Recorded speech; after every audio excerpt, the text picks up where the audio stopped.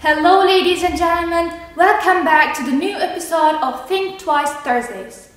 Today, my friends and I are here with the second part of our videos about autism.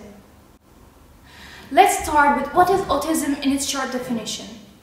Autism spectrum disorder refers to a broad range of conditions characterized by challenges with social skills, repetitive behaviors, speech and nonverbal communication. We know that there is not one type of autism, but many subtypes. In this video, we are going to show you the learning pyramid of an autistic individual.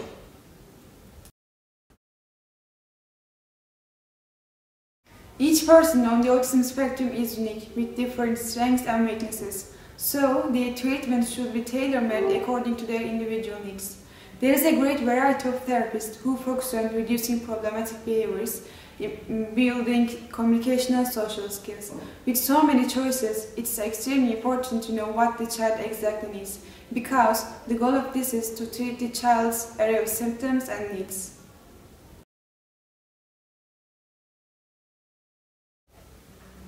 Many children with autism struggle with gross motor skills, low muscle tone, etc. These skills impact their overall participation in peer and community activities, which subsequently will affect their overall development. And physical activity is the key ingredient to overcome these difficulties. It aims to help the child build muscle control, motor skills, and improve strength, posture, and balance, so that the child can play more easily with other children. Emotional physical activities increases their well-being. This results in them becoming more happier and loving towards other people.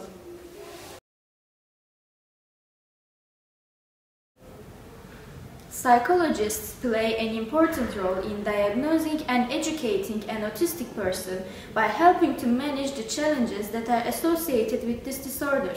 There are two main challenges that autistic people face. The first one is having difficulties in social interactions, such as starting a conversation, having eye contact, or making friends.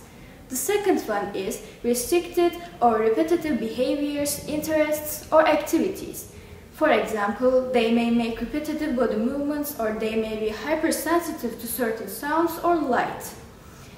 In order to help them overcome these difficulties, they must embrace the tools that will teach them how to become more independently acceptable in society. Each person with autism is different and has a range of strengths and challenges. Psychologists can make recommendations based on an individual's cognitive, behavioral, emotional, and academic needs. These treatment plans can help educators focus on the individual's strengths and encourage them to overcome any challenges.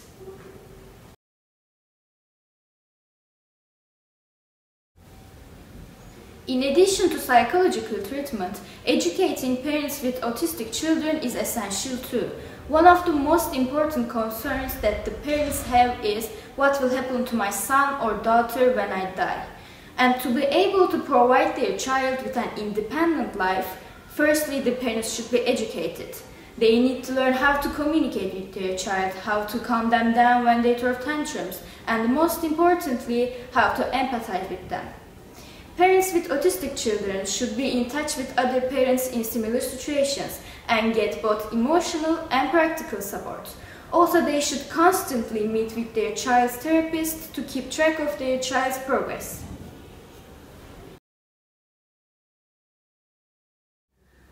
Life skills are the basic skills that we need to live an efficient life, such as using knives and forks, cleaning your body, taking a shower by yourself, or eating by yourself, etc.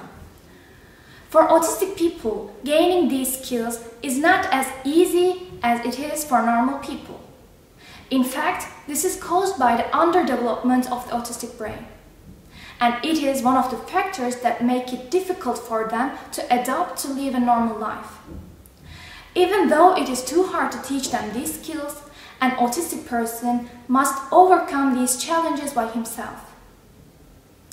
If a normal child can learn how to tie his or her shoelace in, let's say, 5 minutes, then it would take days or maybe months and thousands of training for an autistic child to comprehend and succeed it.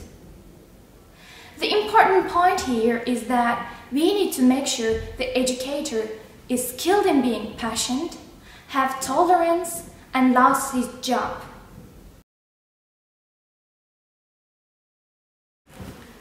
There are social skills located in another step of the learning pyramid.